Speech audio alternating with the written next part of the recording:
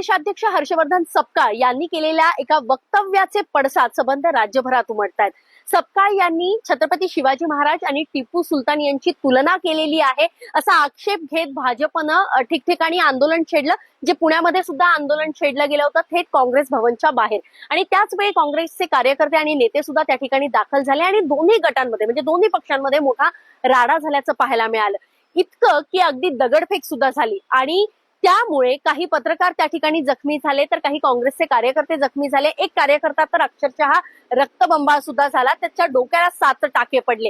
अशी काहीशी परिस्थिती काल पुण्यामध्ये उद्भवली होती। सगळ्यात महत्वाचं म्हणजे आज जेव्हा आपण या घटनेकडे पुन्हा एकदा बघतोय त्यामध्ये काही जाणवलेल्या गोष्टी आहेत महत्वाच्या, त्या संदर्भातच आज आपण या व्हिडिओच्या माध्यमातून बोलणार आहोत। खरं तर कालच्या आंदोलनामध्ये आपल्या पुणे शहराच्या प्रथम नागरिक असलेल्या मंजुषा नागपुरे, ज्या नुकत्याच आता महापौर झालेल्या आहेत, त्यांचा सुद्धा मोठा आणि महत्वाचा सहभाग कालच्या या आंदोलनामध्ये जाणवलेला आहे। त्या ठिकाणी त्या होत्या, त्यांनी अर्थात माध्यमांना प्रतिक्रिया सुद्धा दिलेली आहे आणि अगदी सक्रिय होऊन त्या या आंदोलनामध्ये सहभागी झाल्या होत्या आणि त्यामुळे खरं तर त्यांचा अशा पद्धतीनं राजकीय आंदोलनातला सहभागच आज चर्चेचा विषय ठरतोय। आता मंजुषा नागपुरे यांचा सहभाग कशा पद्धतीनं या आंदोलनामध्ये राहिलेला आहे, यापूर्वी मंजुषा नागपुरे जेव्हा एक पक्षाच्या कार्यकर्त्या, पक्षाच्या नगरसेविका म्हणून होत्या त्यावेळी त्यांचा सहभाग आणि आता त्या महापौर झालेल्या आहेत आणि त्यावेळी त्यांचा असणारा सहभाग, अर्थात या सगळ्या गोष्टीवर चर्चा आज पुणे शहरामध्ये दिवसभर म्हणजे कालपासूनच अर्थात ही चर्चा होते आहे।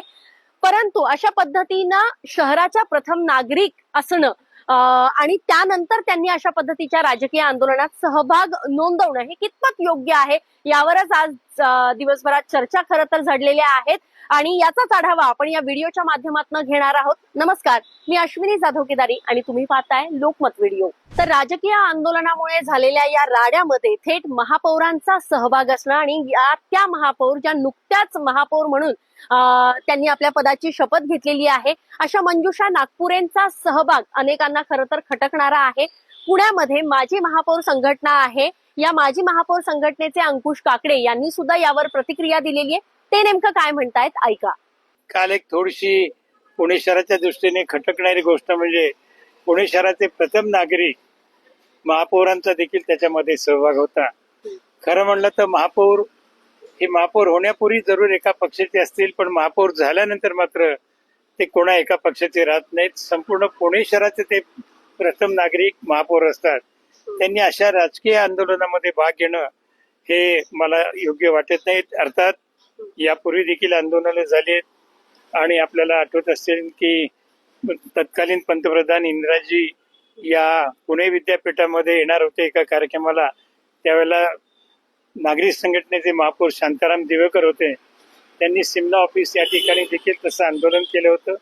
ठीक आहे, ते आंदोलन झालं, त्याच्यावरती त्याही वेळेला त्याच्यावरती टीका वगैरे झाली होती आणि कालचा प्रकार होत असताना ठीक आहे शांततेने आंदोलन झालं असतं तर आपण समजू शकलो असतो, पण दोन्ही बाजूंनी अतिशय उग्र स्वरूप धारण केलं आणि त्या उग्र स्वरूप धारण केल्यामध्ये दोन्ही बाजूंनी, अर्थात मी काही प्रत्यक्षदर्शी नाही त्यामुळे वर्तमानपत्रामध्ये माध्यमामध्ये जे पाहिलं वाचलं त्याच्यामध्ये दोन्ही बाजूंनी काहीतरी दगडफेक वगैरे झाली आणि त्याच्यामध्ये नाग बळी कुणाचा गेला, ते सर्वसामान्य कार्यकर्त्यांचा गेला, पत्रकारांचा गेला। 2 पत्रकारांना देखील दगड लागलेत आणि विशेष म्हणजे ज्यांच्यावर कायदा आणि सुव्यवस्थेची जबाबदारी असते ती पार पाडण्यासाठी आलेल्या पोलिसांना देखील तो दगड लागला।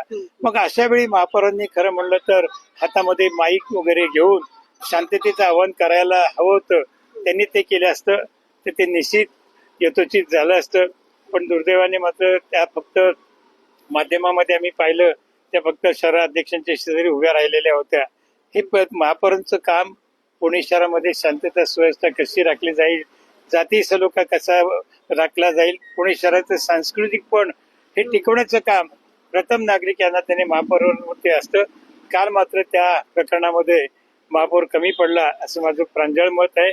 आम्ही देखील महापौर होतो, आम्ही देखील पक्षाच्या आंदोलनामध्ये भाग घेतलं, पण ज्या ठिकाणी अशा प्रकारचा हिंसक प्रसंग येत असेल त्यावेळेला प्रथम आपली जबाबदारी तिथे शांतता निर्माण करणं, ती मात्र या महापौरांनी केली नाही, हे दुर्दैव आहे।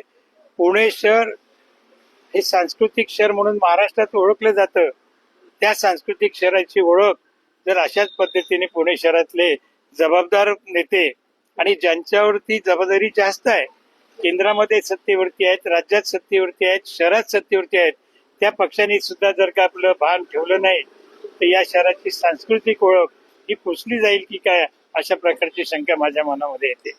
खरं तर लोकशाहीच्या गप्पा मारणाऱ्या काँग्रेसनं काय किंवा भाजपनं काय अशा पद्धतीचं वर्तन करणं हे मुळात अपेक्षितच नव्हतं. मात्र तरी सुद्धा ज्या पद्धतीचा राडा काल पुण्यामध्ये पाहायला मिळाला, त्यावरून या दोन्ही पक्षांना खरंच तो अधिकार आता उरलाय का, हा प्रश्न या निमित्तानं पुन्हा एकदा उपस्थित झालेला आहे. पण त्याहीपेक्षा मोठी आणि महत्वाची गोष्ट हीच आहे की ज्या संपूर्ण शहराच्या प्रथम नागरिक म्हणून आपण ज्यांच्याकडे बघतो आणि त्यांच्या हातात खरं तर कायदा सुव्यवस्था संपूर्ण शहरामध्ये व्यवस्थित आहे की नाही ती राखणं ही सगळी जबाबदारी आहे, अशा मंजुषा नागपुरे ज्या आत्ताच म्हणजे अगदी काही दिवसांपूर्वीच त्यांनी महापौर पदाची शपथ पुण्यामध्ये घेतलेली आहे, त्यांनी अशा पद्धतीच्या राजकीय आंदोलनामध्ये सहभागी होणं हे कितपत योग्य आहे यावर अर्थात आता चर्चा होऊ लागलेली आहे.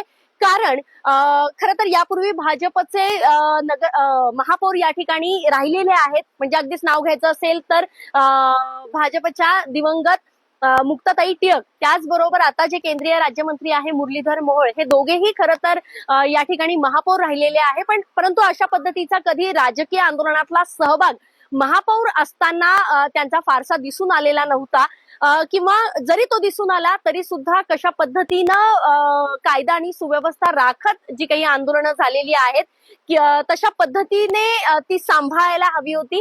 खरं तर अशा पद्धतीचा काल राडा होत असताना ती महापौर म्हणून त्यांची ती जबाबदारी होती की या गोष्टी माझ्या शहरात कशा होणार नाहीत, चुकीचा पायंडा पडणार नाही याची काळजी त्यांनी घेणं अपेक्षित होतं. मात्र दुर्दैवानं ते झालेलं दिसत नाहीये.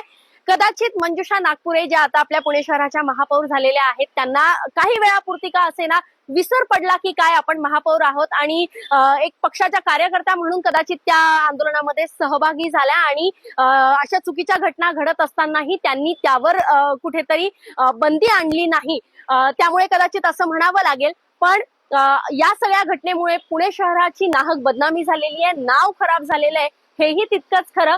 आता इथून पुढे अशा पद्धतीच्या घटना घडणार नाहीत याची काळजी सगळ्या पक्षांनी घ्यायला हवी, हे मात्र नक्की.